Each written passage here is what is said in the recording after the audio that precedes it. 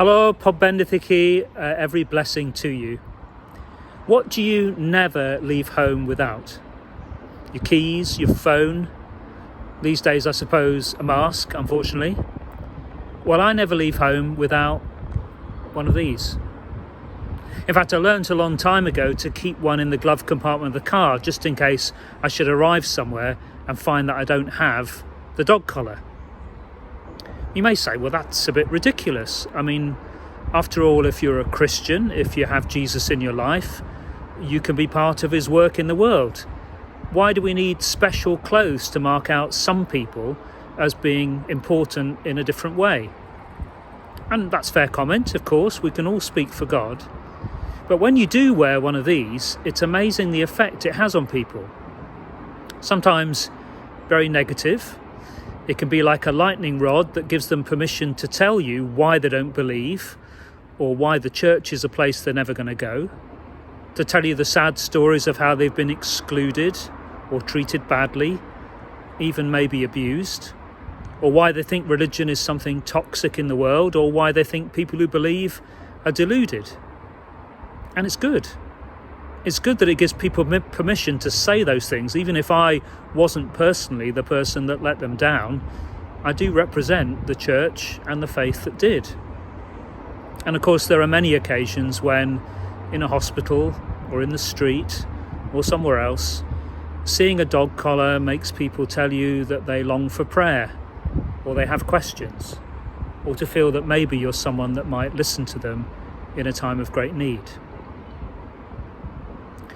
I suppose when you think about it, it's the difference between being a private Christian and a public one. And that's no esoteric difference. We're told by God that actually what we'll be judged on, how we'll be measured, is very little to do with our keeping of rules, even less to do with our religious rule keeping, what we do on a Sunday, and much more about public ministry, public life. Jesus in Matthew 25 shocked his followers by describing the judgment of the nations, the same separation of sheep and goats, as being based on whether they'd fed him, welcomed him, clothed him when naked, visited him in prison, helped him when he was sick. And in that dialogue at the end of days, he says that people will be mystified. Of course, well, Lord Jesus, when were you ever naked? When did we ever visit you? When did we give you a drink of water?